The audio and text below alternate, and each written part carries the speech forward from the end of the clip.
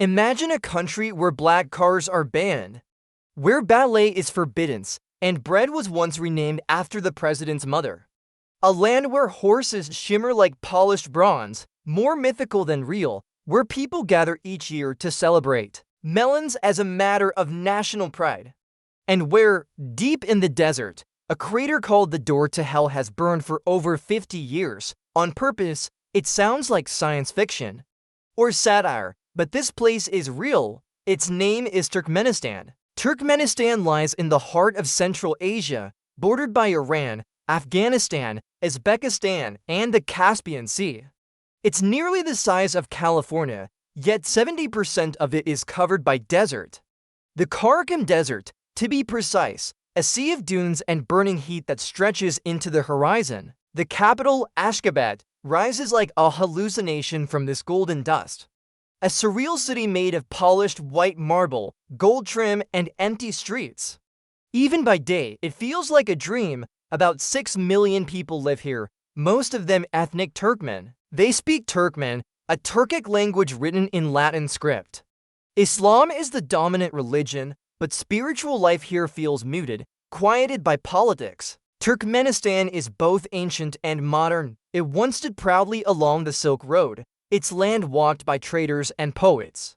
Today, it sits quietly, rich in natural gas, ruled by a heavy hand, a place of golden statues, ghost laws, and traditions. Wrapped in silence, it is a nation few outsiders see, and even fewer understand. Join us as we explore 20 of the most bizarre and fascinating facts about Turkmenistan in today's immersive travel documentary. 1. The Door to Hell. In the middle of the Caram Desert, there's a place where the earth opens up and breathes fire. A glowing crater, 70 meters wide, 30 meters deep, filled with flames that dance and hiss against the night. Locals call it the Door to Hell. In 1971, Soviet geologists were drilling for natural gas, but the ground beneath them collapsed, creating a deep sinkhole. Worried about leaking methane, they lit it on fire. They thought it would burn for a few days. That was over 50 years ago. It's still burning. There's no fence, no tourist center, just wind, heat, and a pit that seems alive. At night, it glows like a furnace from another world. You can stand at the edge and feel the heat on your skin, smell the sulfur in the air, and wonder what else lies beneath. The Door to Hell isn't just a freak accident, it's a symbol of power, of failure, and of nature's quiet refusal to be tamed. Would you dare to camp beside it, too? A city made of white marble, Ashgabat is not a city, it's a mirage. A city of 500 gleaming buildings, all coated in white marble, glowing under the Central Asian sun like polished bone.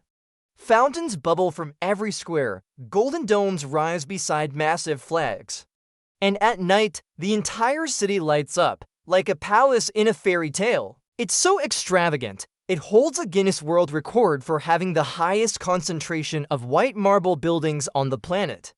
But the beauty feels empty. The streets are wide, clean, and silent. Public benches sit untouched. Traffic is rare. Crowds are rare. Laughter is rare. There's a sense of performance, like a movie set waiting for its actors to arrive. Much of this was built under former President Sapar Niyazov, who believed appearances mattered more than function. Ashgabat became his gallery, a vision of perfection he could control. Today, it's pristine, surreal, and still largely closed off to the world. Would you walk through a city like this, or would it walk through you? 3. Golden horses that look photoshopped. They shimmer like metal. Sleek, fast, and impossibly beautiful, the Agaltik horse is Turkmenistan's pride. These aren't ordinary animals, they're living symbols of power, legacy, and grace. Their coats reflect sunlight in gold, silver, and bronze hues, so much so that many first-time viewers believe the photos are fake, but they're very real and very fast. Bred in Turkmenistan for over 3,000 years, the Agaltik is considered one of the oldest and purest horse breeds on Earth. They were once war horses, swift and tireless across desert terrain. Today, they are treated like royalty. Their faces appear on statues, stamps, money, And owning one is a national honor, like driving a Bugatti that breathes. The government hosts horse parades and breeding festivals. Children learn their value early. It's said a Turkmen will praise a good horse the way others speak of great poets. The akeltik isn't just an animal. It's a golden thread woven into the soul of a nation. 4. The internet is basically unusable. Imagine waking up, reaching for your phone, and realizing that Google doesn't work. YouTube is banned, Instagram, TikTok, Twitter, all gone. That's daily life in Turkmenistan. The country has one of the worst internet systems in the world.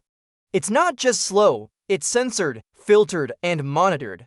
Social media platforms are blocked. VPNs are illegal. Even something as simple as checking email can take hours, if it loads at all. The few internet cafes that exist are watched closely. And locals know the less you say online, the better. Most people here have never experienced the open internet. The idea of streaming a Netflix show or chatting on WhatsApp feels distant, like a luxury from another planet. Why? Because control is everything and information is power. In Turkmenistan, silence isn't just cultural, it's engineered. Would you survive a week in total digital isolation? 5. Ranama, a book you were forced to love. There was a time in Turkmenistan when one book ruled them all. It was called Ranama, the Book of the Soul. Written by former President Sapar Niyazov, it was a strange mix of autobiography, philosophy, and national myth, but it wasn't just a book. It was mandatory reading everywhere. To pass your driving test, you had to memorize it. To graduate school, you had to quote it. It was read in mosques, taught in classrooms, and carved into monuments. Teachers recited its lessons like scripture. TV programs opened with its quotes. One version was even launched into space. Criticizing it wasn't just frowned upon, it was dangerous. The Ranama wasn't about education. It was about devotion, a test of loyalty to a leader who believed his words should outlast his rule. In 2013, it was quietly phased out of schools. But in many homes, it still sits on the shelf, a green and gold symbol of a time when thinking wasn't allowed, unless it was pre-approved. 6. Where black cars are banned. In most countries, the color of your car is a personal choice. In Turkmenistan, it's political and a matter of superstition. For years, owning a black car was illegal. The president at the time, Gurbanguly Berdimuhamedow, believed black brought bad luck. So in a move that blurred the line between power and belief, he banned them outright. Imports of black vehicles were blocked at customs, existing ones pulled over and repainted at the owner's expense. Today, the streets of Ashgabat shine with rows of white and silver cars, a monochrome parade of law and loyalty. Locals drive white because it's considered lucky, pure, and safe from scrutiny. There are no black sedans, no tinted SUVs, no rebellion on wheels. And if you dare to paint your car dark again, expect a fine or worse, confiscation. It's a rule. That sounds absurd until you realize that in Turkmenistan, a leader's superstition becomes national policy. White isn't just a color, it's a symbol of obedience rolling through a city of marble and fear. 7. No ballet, no opera, no lip-syncing. In most cities, culture breathes freely through art, in music, dance, and stage. But under Turkmenistan's former president, even that was controlled. Sapar Niyazov, the man behind marble cities and renamed months, had strong opinions about performance, and he banned what he didn't like: ballet, banned opera, forbiddance. Lip-syncing at concerts, illegal. He claimed these were foreign, inauthentic, and deceptive. He said they eroded national values, so theaters went silent, dancers lost their platforms, singers had to perform raw or not at all. Cultural expression was narrowed down to only what the state approved. Folk music survived if it celebrated Turkmen glory, but Western influences silenced. Even weddings and festivals began to shift, not to loud, not to flashy, always careful. Today, some of these bans have loosened, but the shadow remains. A generation grew up where silence was art, and joy had to follow state choreography. Imagine a place where dance is dangerous, where singing the wrong way can get you banned. In Turkmenistan, even the arts obey the law. 8. Melon Day is a national holiday. In most places, melons are just summer snacks. In Turkmenistan, they're sacred. Every year, on the second Sunday of August, the country celebrates Melon Day, a full-fledged national holiday dedicated to the Turkmen muskmelon, and this isn't a farmer's market fair. It's state-sponsored, parades fill the streets, presidential speeches echo through the capital. Tables overflow with melon slices, sweet, fragrant, golden-fleshed. The muskmelon is more than food. It's a symbol of national pride, of agricultural heritage, of sweetness in a harsh desert. Families gather to taste, to share, to remember how their ancestors cultivated these fruits. Children compete in melon-carrying races. Photos are taken, with prize-winning melons hoisted like trophies. No other fruit receives this kind of love or attention. It may seem absurd to an outsider, but in a country where identity is tightly controlled, the melon becomes a rare expression of joy that the government allows. So next time you bite into a slice of melon, imagine it being raised high on a podium as the sweetheart of a nation. 9. One party, one ballot, one name. On paper, Turkmenistan holds elections. There are polling stations, ballots, and campaign posters. But look closer and you'll see there's only one real choice. The Democratic Party of Turkmenistan has ruled. Since independence, opposition parties exist, in name only. During presidential elections, the ballot usually offers a single candidate. Guess who wins with over 97% of the vote? Criticism of the government is dangerous. Independent journalism is nearly extinct. And if you question the results, you vanish into silence. Elections become ceremonies, not decisions. The outcome is known before the voting begins. International watchdogs often label Turkmenistan as one of the most repressive regimes on earth. But inside the country, you'll hear nothing but praise, because to say otherwise could cost you your freedom. Even conversations are carefully chosen. People watch what they say. Phones are not trusted. Here, democracy wears a mask. It smiles politely but never speaks the truth. Would you vote if your ballot meant nothing? 10. The president renamed the months after his family. In most countries, January is just January. But under President Sapar Murat Niyazov, it became Turkmenbeki. Named after himself, April, that became Gurban Sultan in honor of his mother. He didn't stop there. Days of the week were renamed too. Bread was no longer called krek. It became Gurban Sultanedjanan, again, a tribute to his mother. Niyazov's cult of personality went beyond statues and titles. He wove himself into time itself. Calendars had to reflect his legacy. Schools taught children to recite the new month names. Government employees used them in official documents. It was as if the entire nation lived inside his autobiography. The rest of the world continued with Monday and April, but in Turkmenistan, people lived in Bazgun and Gurban Sultan. Every loaf of bread was an offering. Every date on the calendar whispered loyalty. After his death, the original names were quietly reinstated, but for years, time itself bent around one man's ego. Can you imagine rewriting a calendar just to honor your own family? In Turkmenistan, imagination became law. 11. The world's largest indoor Ferris wheel. From a distance, it glows like a jewel. A giant Ferris wheel inside a marble dome, wrapped in gold accents. This is the Alem Cultural and Entertainment Center, home to the world's largest indoor Ferris wheel according to Guinness. But walk closer and something feels strange. There's no music, no crowds, no line of giggling children. Most days, it stands still or spins slowly, without passengers. Locals rarely ride it. Tourists aren't common. And for many, it's more of a photo op than a thrill. The structure cost millions to build. Its glass walls shimmer under the sun. At night, it lights up like a spaceship preparing for launch. But it's not about fun, it's about image. Turkmenistan builds big to impress, to claim records, to create beauty no one can touch. So this Ferris wheel spins, not for joy but for spectacle. A perfect metaphor for the country itself, polished, grand and eerily quiet inside. 12. You can't visit alone. In most countries, you can land with a backpack and wander free. In Turkmenistan, freedom comes with conditions. Tourism here is tightly controlled. To visit, you must apply for a visa, and you won't get one without a government-approved guide.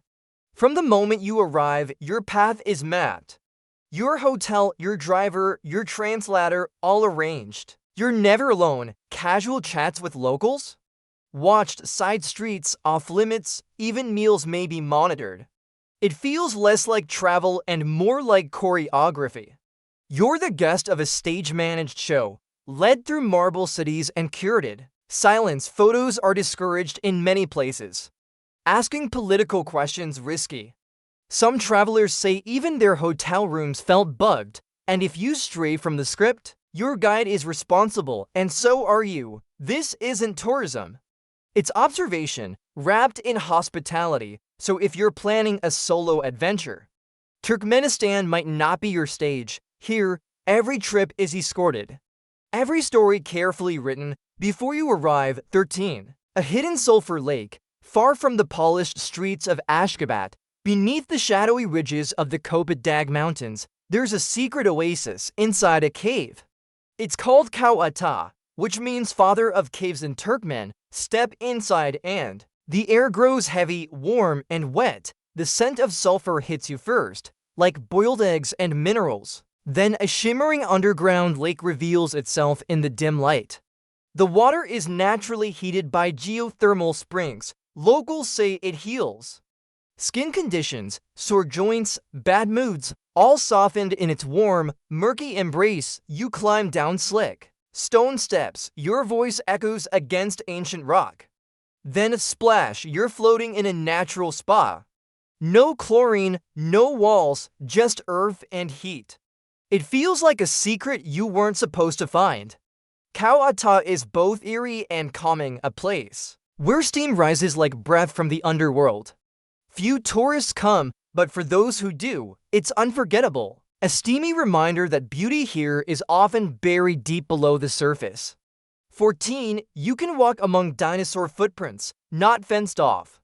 Not behind glass, not a museum replica. In Turkmenistan, you can walk beside real dinosaur tracks that have sat untouched for over 150 million years.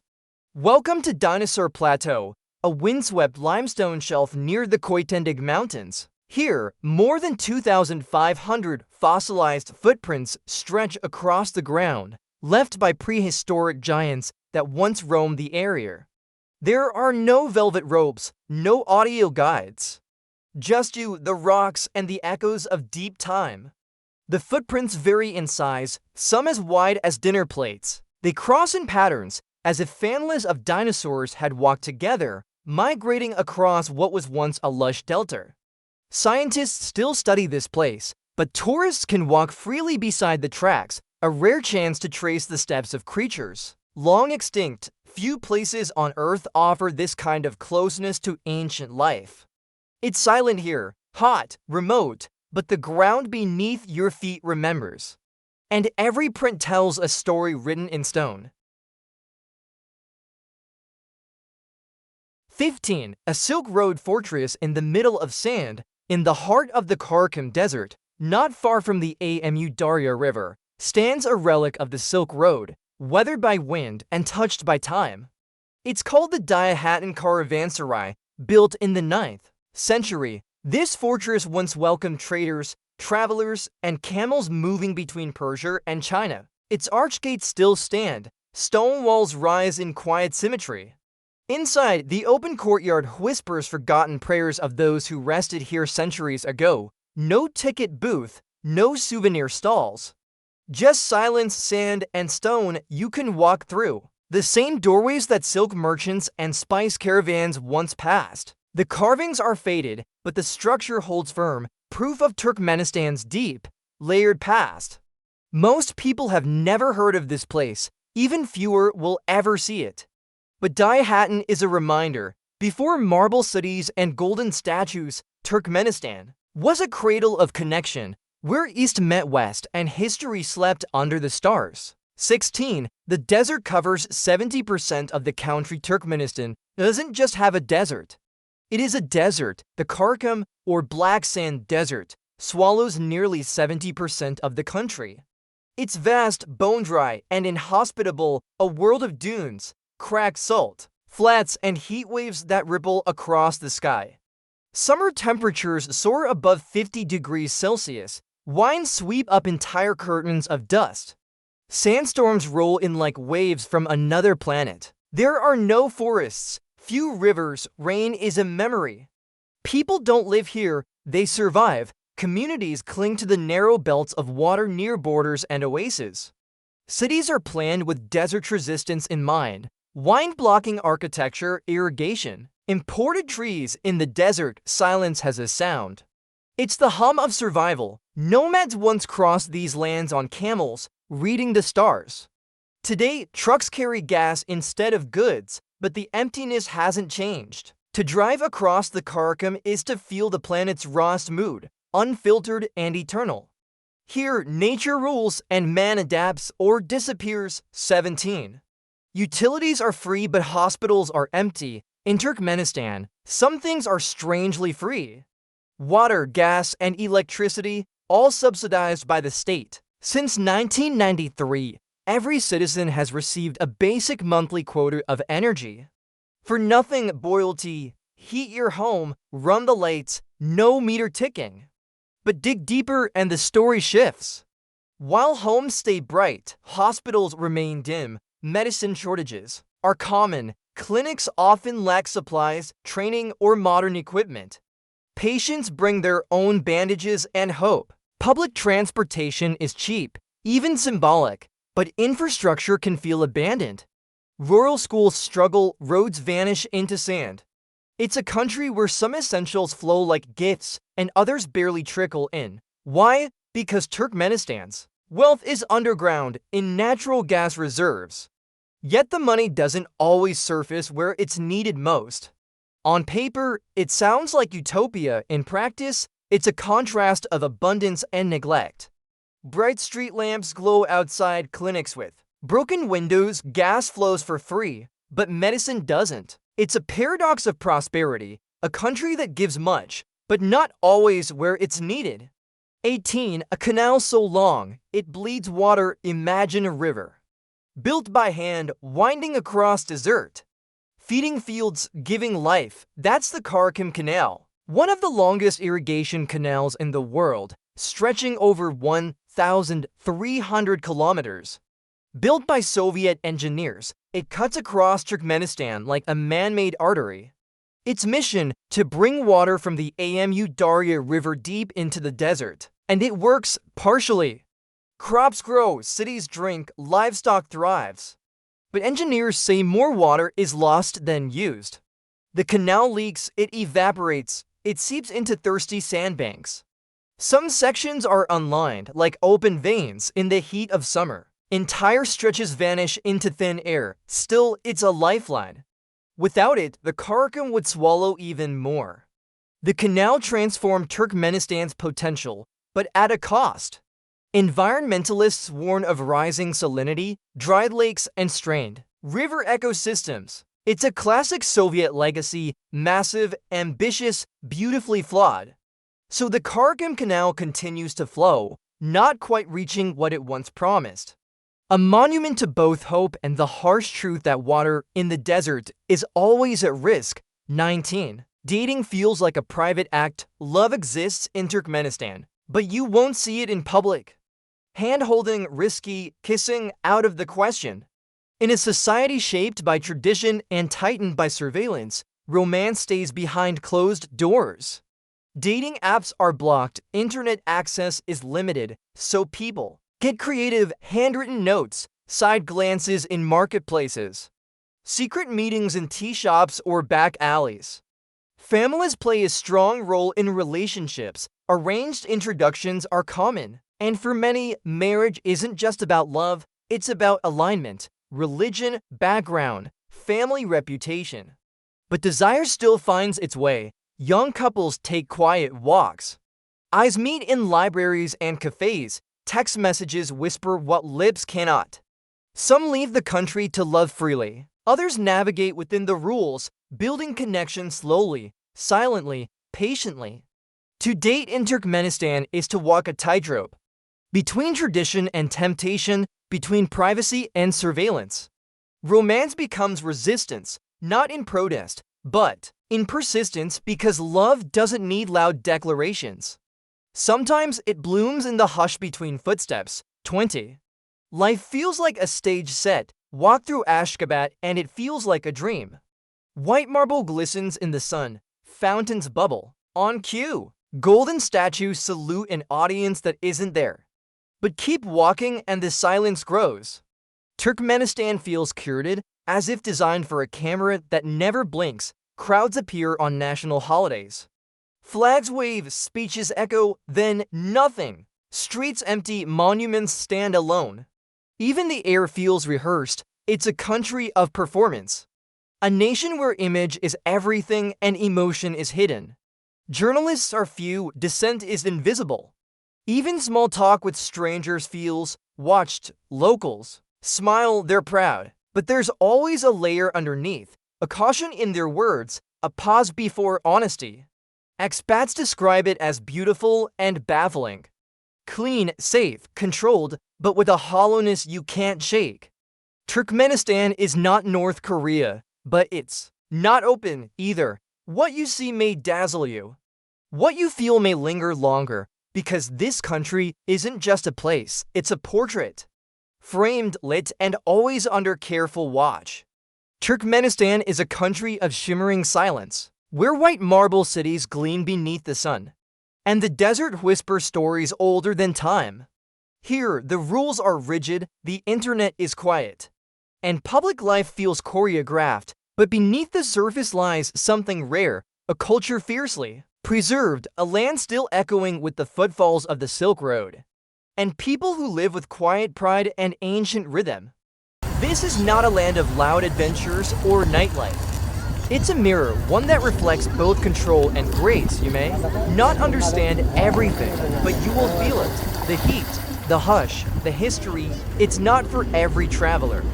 But for the curious, the patient, and the wide-eyed, Turkmenistan leaves a mark. One of golden horses, forbidden's ballet, and burning craters that never die. We hope this gave you a fresh perspective on Turkmenistan. Like, comment, and subscribe for more journeys. See you in the next video.